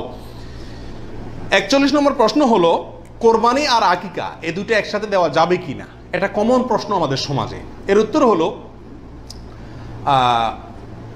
অনেক উলামায়ে কেরামের মতে দেওয়া যাবে, ফতোয়া শামী ইত্যাদিতে তাই লেখা আছে যে দেওয়া যাবে কোরবানি আর আকিকা একসাথে একই গরুর মধ্যে। আর অনেক উলামায়ে কেরামের মধ্যে দেওয়া যাবে না। দেওয়া যাবে না এর ভিতরে আপনার পাকিস্তানের খুব নামকরা মুফতি ছিলেন মুফতি রশিদ আহমদ রাহিমাহুল্লাহ, আহসানুল ফতোয়ার লেখক। তিনি হানাফি মাযহাবের বড় উলামায়ে কেরামের মধ্যে থেকে তিনি কঠোরভাবে এর বিরুদ্ধে করেছেন এবং বলেছেন কোন অবস্থাতেই কোরবানি আর আকিকা একসাথে মিক্স করা যায় না, উচিত না। কারণ কোরবানি একটি ইবাদত, আকিকা আরেকটি ইবাদত। আর তাছাড়া গরু এক অংশে একাধিক ব্যক্তি দিতে পারবে, এটা কোরবানির ক্ষেত্রে নবী সাল্লাল্লাহু আলাইহি ওয়াসাল্লাম বলছেন, আকিকার ক্ষেত্রে বলেন নাই। সেই জন্য কোরবানি এবং আকিকা পৃথক হওয়া উচিত। একই দিনে হতে পারে, কিন্তু গরুর অংশে কোরবানির না, এই আকিকার কারণ নামের অংশ থাকা উচিত না। এই মতটা বেশি শক্তিশালী এবং বেশি সতর্কতামূলক। 42 নম্বর প্রশ্ন হলো, ভিন্ন দেশে কোরবানি করা যাবে কি না? আপনি এই দেশে আছেন, আপনার কোরবানি দেশে আপনার পক্ষ থেকে হলো, এটা জায়েজ আছে কিনা? উত্তর হলো আছে। এটা কোনো কোনো ক্ষেত্রে উত্তম হয় যদি আপনার উদ্দেশ্য হয় এমন যে ওখানে আরো বেশি অভাবী মানুষ আছে, আমি তাদেরকে গোশত দেব। কিন্তু সবসময় এটা হওয়া উচিত না। প্রবাসীরা যেখানে আছেন সেখানেও কোরবানির কালচার চালু করা উচিত। আমার জানা মতে প্রবাসী যারা আছেন, লক্ষ লক্ষ প্রবাসী, সবাই কোরবানি দেওয়ার সামর্থ্য আছে। এদের 10% লোকও এখানে কোরবানি দেয় না, কারণ কোরবানি দিলে আমার গোশত খাবে কে? দান্দা হলো গোশতের দিকে। এটা সব যদি মনে করে তাহলে তো যেখানে থাকি সেখানেই দেওয়া উচিত, এটা হলো মূল বিধান। অন্য জায়গায় আপনি দিবেন যদি সেখানে দিলে বেশি সওয়াব হয়। অবশ্যই গ্রামে আমাদের দেশে গরিব বেশি, সেই হিসাবে সেখানে গোশত দিলাম, সেই নিয়তে দিলেন, ঠিক আছে। কিন্তু আপনি যদি এই নিয়তে দেন যে আমি এখানে গোশত যদি কোরবানি দেই তাহলে গোশত সব হাতে বুতে খাইব, আমার পরিবারের লোকজন তো পাইব না, এই নিয়ত যদি হয় তাহলে সেটা কিন্তু অন্যায় এবং ভুল। 43 নম্বর প্রশ্ন হলো, ভিন্ন দেশে কোরবানি করলে কোন সময়ের দিকে খেয়াল করে কোরবানি করবে? কথার কথা, আপনার কোরবানি দেশে হচ্ছে, তো এখানে যদি একদিন আগে পরে চাঁদ দেখা দেখি হয়, টাইম আগে পরে হয়, তাহলে কোন হিসাবে করবে? আপনার সময় না তাদের সময়? আপনার কোরবানি কিন্তু। এর উত্তর হলো, যেই দেশে কোরবানি হচ্ছে, পশু যেখানে আছে সেখানকার সময় দেখে কি করতে হবে? কোরবানি করতে হবে। আপনার এখানে ঈদের নামাজ হয়েছে কি হয় না সেটা দেখা দেখির দরকার নাই। 44 নম্বর প্রশ্ন হলো, কোনো কারণে কোরবানি করতে না পারলে, পশু কিনছেন কিন্তু কোরবানি করতে পারেন না, করবেন কি?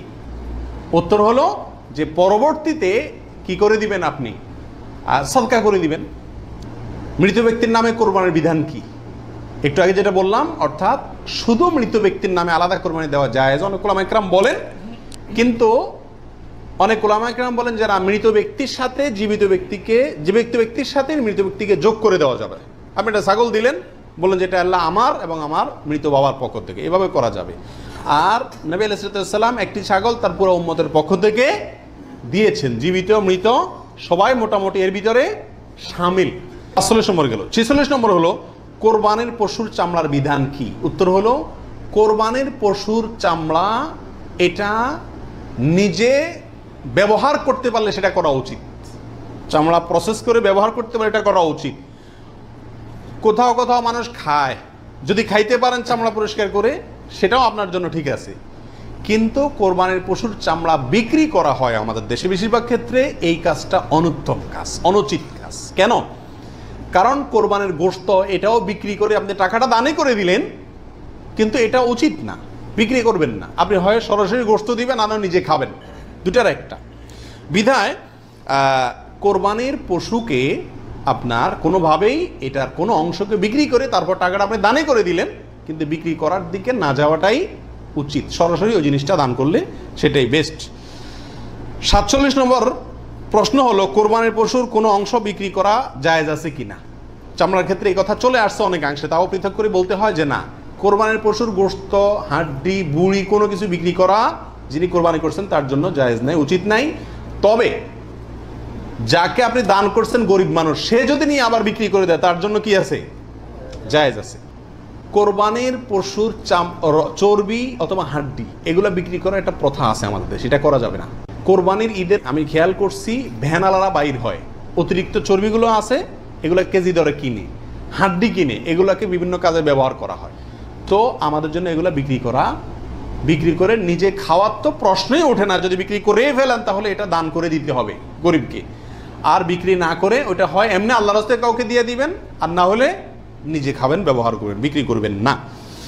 ৪৮ নম্বর প্রশ্ন হলো কোরবানির গোশত কিভাবে বন্টন করবেন, কয় ভাগ করবেন? এর উত্তর হলো কোরবানির পশু ৩ ভাগে বন্টন করা উলামা ইকরাম মুস্তাহাব বলেছেন, কিন্তু কোনো হাদিসে এর ক্ষেত্রে আলাদা করে এভাবে নির্দেশ করা হয় যে ৩ ভাগে করতে হবে। আল্লাহ কোরআনে বলছেন যে ফাকুলু মিনহু, তোমরা কোরবানির পশু থেকে নিজেরা খাও, ওয়া তাইমু আল কানিআ ওয়াল মুতাররা, ধনী গরিব সবাইকে দাও। তাহলে ধনী গরিব 2 ভাগকে দাও, আবার নিজে খাও, 3টাই হয়ে গেল এখানে।